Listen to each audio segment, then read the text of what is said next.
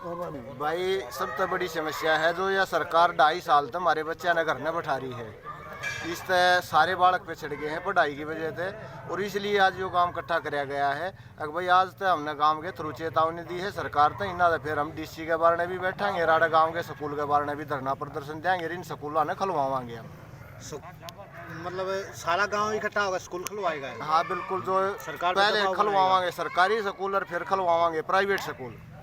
सरकार पर दबाव बनाया? हाँ सरकार का दबाव बढ़ावाएंगे। पहलवान जी, सरकार तो कह रही है कि हम ऑनलाइन पढ़ाई करवा रहे हैं, इससे आप सहमत नहीं हो? ना, ऑनलाइन पढ़ाई से बिल्कुल सहमत नहीं है हम।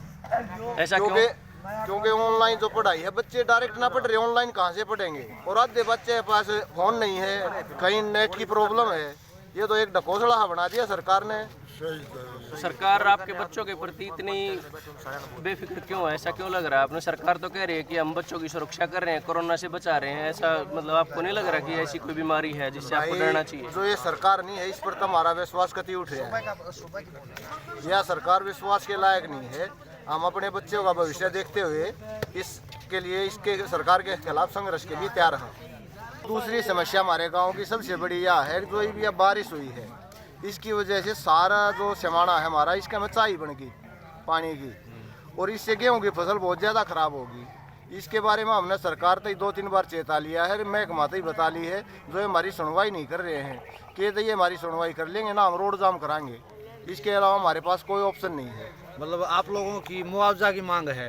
जो हमारी खराब होगी, जो हमारी फसल खराब हो रही है इसकी गिरदावरी करी जा, और गिरदावरी के फिर जो भी इसका मुकम्मल रेट से वो दिया जा हमारे तक जमींदार तक का पूरा डीगल का हमारे एक स्कूल का लठ लेकर बैठेगा भाई। और कोई भी ऊपर तक कोई अधिकारी आओगा उसके जिम्मेवार डीगल काम होंगे, ठीक से उल्टेगा। कोई आओ भाई स्कूल खोलने पड़ेंगे, ठीक है, और बूझ के बूझना है। जब उससे बढ़ना पड़ते तो ऑनलाइन बालक खड़े तो पढ़ेंगे, ऑनलाइन के देखे है हमने नहीं, मेरा फोना में क्या चल रहा है मेरा को नहीं पतागा, फिर सारी मेरे तो रखवाओगे। बहुत बड़ा षड्यंत्र है जो हमारी नस्ल को खराब करने के लिए चल रहा है। इन फोनों से जो जितना गंदा रेडिएशन निकलता है उसके इतने दुष्प्रभाव है, हमारे बच्चे अंदर से खोखले हो रहे हैं। दिमागी रूप से तो हमें पैदल करने का काम चल ही रहा है कि हमारे बच्चों को अनपढ़ रखें, ऊपर से चला दिया कि ऑनलाइन क्लासेज हमें बहकाने के लिए। ये सिर्फ और सिर्फ हमें और हमारी नस्ल को ख़त्म करने के लिए। रेडिएशन से हमारे बच्चे अंदर से खोखले हो जाएंगे ताकि आने वाले समय में वो कुछ ना कर पाए। ये बहुत बड़ा षड्यंत्र है, इसके बारे में हमें सोचना पड़ेगा, जागना पड़ेगा और आवाज़ उठानी पड़ेगी। जब तक हम अपने घरों में डरे दुब के बैठे रहेंगे तब तक कुछ नहीं होगा। इसके बारे में हमने लड़ना पड़ेगा, उठना पड़ेगा, जागना पड़ेगा। खलवा देंगे भाई, प्राइवेट ने भी सरकारिया ने भी। और बोले कई जगह ऐसा मामला है जो प्राइवेट स्कूल वाले तो कह रहे हैं वो खुद संघर्ष करना चाह रहे हैं, क्योंकि उनको तो पता है बच्चों से रिजल्ट लेना है। ये तो सरकार ही नहीं चाह रही अगर भाई ये स्कूल खुल रहे और ये बच्चे पढ़े ले, कल नए नौकरी मांगे। सरकार बेरोजगारी की तरफ धकेल रही है हमारे नौजवानों को और हमारे बच्चों को। के लिए मुख्य मुद्दा कोरोना तो है ही नहीं। जब दूसरी लहर आई थी जब भी 0.2% मौत थी, इबका न 0.-1 है। परसों डॉक्टर गुलेरिया की रिपोर्ट थी कि कोरोना एक नॉर्मल फ्लू है। डॉक्टर गुलेरिया जो एम्स डायरेक्टर है दिल्ली, उसकी रिपोर्ट है कि एक नॉर्मल बीमारी है खांसी जुकाम। सरकार तो अपने बचाव का एक बहाना ढूंढ रही है, कोई रोजगार नहीं मांगेगा, मुद्दों से गुमराह कर रही है। जो महंगाई समस्या है, जो हमारी फसल की नस्ल की लड़ाई है, सरकार से लंबी लड़ाई लड़ी जाएगी यार। और इसके खिलाफ कुछ मुद्दा है वैक्सीन का, जो कि सरकार ने सुप्रीम कोर्ट में हल्फनामा दिया है। अगर भाई हम तो सिर्फ एक एडवर्टाइजमेंट कर रहे हैं, किसी के साथ जबरदस्ती नहीं कर सकते। जो ये अखबार में या मीडिया में दिखाई जा रही है कि वैक्सीन लग रही है तो ड्यूटी पर हाजिरी लगेगी, ना तो नहीं लगेगी। इसके खिलाफ सरकार कोर्ट में कुछ कह रही है, ग्राउंड पर कुछ कर रही है। ये सब रिक्वेस्ट है और हम आपके माध्यम से चाह रहे हैं कि हमारी यह सुनवाई हो। ठेकिया के बारे में विचार यो है कि भाई इस तरह सरकार का इनकम हो रही है और दुकान आया था आम जन के ऊपर असर पड़ रहा है। सरकार ने अपनी इनकम तो घटाई नहीं और आम आदमी को समस्या दे दी। रात के 10 बजे तक ठेके खोल, हाँ रात के 10 बजे तक खुल रहे हैं ठेके, दुकानें 6 बजे बंद हो रही हैं। इस तरह जो आम आदमी है उसको समस्या है। सरकार ने अपना टैक्स और अपनी भरपाई तो पूरी कर रही है। मेरी सब भाइयों से यह प्रार्थना है, अगर हमारे बच्चा ने सरकार कति कमजोर करना और अनपढ़ करना चाहती है ताकि आगे ये अपना कोई हक ना मांगे।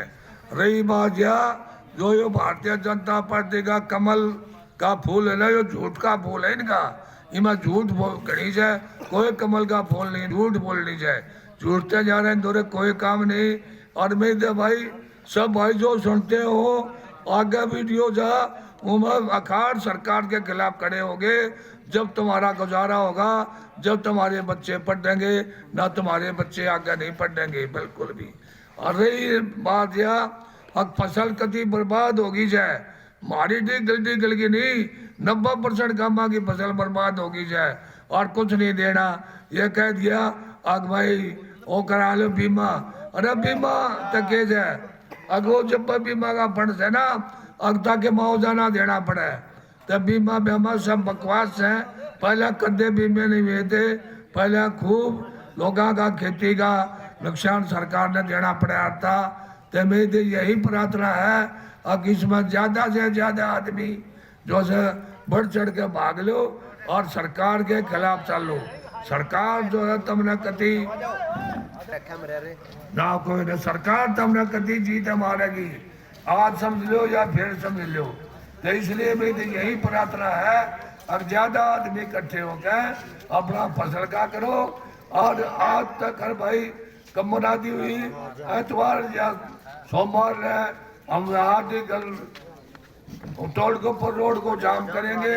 हम सरकार को चेतावनी देते हैं ताकि सारा जो हो अगा भाई लोग जाके और लोग जगावने से हमने थाली नहीं बचना।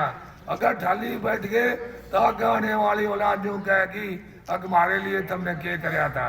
करना भी हो सक सारी कहा कोरोना झूठ बोल दी, कोरोना का जुकाम हो जाए जब कोरोना, खांसी हो जाए जब कोरोना, कोरोना कोरोना और शहर के आदमी और देख उनका शास्त्री भी से उड़ा दो आपा होगा कोरोना।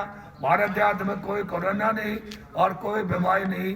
तो मैं यही प्रार्थना सरकार से अब भाई मंदी से स्कूल खुलवा दे, अच्छा रहेगा।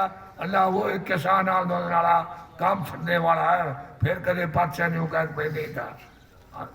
ठीक है भाई जाम लाना पड़ा हमने तड़का ना जाम तो गंदार थे 6 बजे बंद कर दो और शराब का ठेका 10 बजे नहीं खुल जा रहा है ताकि हमारे बालक उल्टी आदत पड़े, ज्यादा दारू पीवे और संभाल ले रहे हो। 6 बजे के बाद में अगर दुकान खोल जाते तो उनका चलान करो।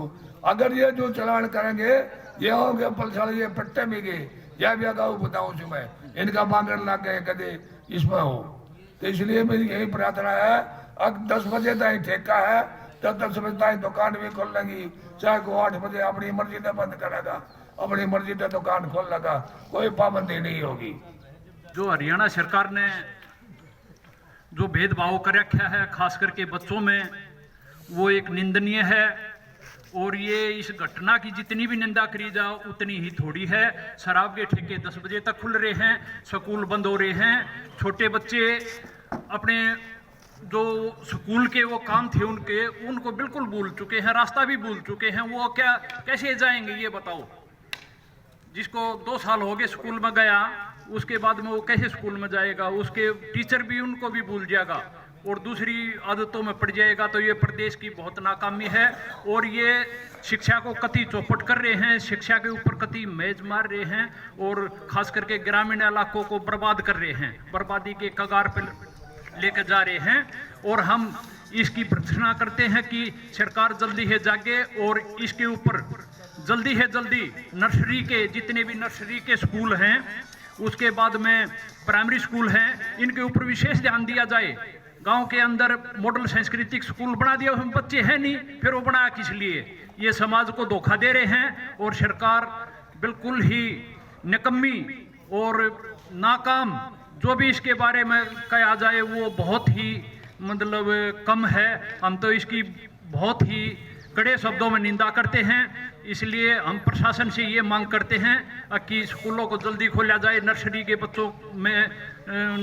बच्चों को पढ़ाया जाए, प्राइमरी के स्कूलों को बच्चों को पढ़ाया जाए। और आंगनबाड़ी केंद्रों में सुविधा तो बहुत ज़्यादा दे रहे हैं, लेकिन क्या है वो ऐसे ही गोलमोल हो जाती है। और ये टीचर हैं, ये फ्री की तनख्वाह ले रहे हैं, इनका कर्तव्य है उसको भूल रहे हैं। तो हम दोबारा पुनः ये अरदास कर रहे हैं कि भाई जल्दी है जल्दी इन स्कूलों को खोला जाए। और शराब के ठेके जो कि नशा में, समाज को नशा में लेकर जा रहे हैं, युवाओं को भटका रहे हैं, उनको बढ़ावा दे रहे हैं, रात के 10 बजे तक खुले हैं। ये बहुत ही शर्म की बात है सरकार के लिए, हम इसकी बहुत ही निंदा करते हैं। धन्यवाद। कि कुछ तो मौसम की मार और मौसम से ज़्यादा सरकार की मार,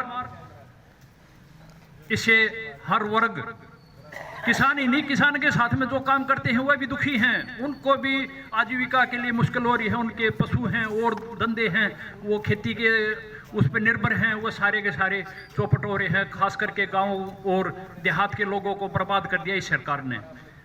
जगह जगह पानी भरा है, अंडरग्राउंड जितने भी गांव के अंदर रास्ते हैं, छोची रोड है उसके अंदर अंडरग्राउंड में पानी भरा है, इधर दमाना रोड है उसके अंदर पानी भरा है, जितने भी अंडरपास हैं वो एक किस्म से पानी के हो रहे हैं। उसके अंदर से ही बैल हैं, बैल भी पानी के अंदर से जाएंगे, ट्रैक्टर भी पानी के अंदर से जाएंगे, उनके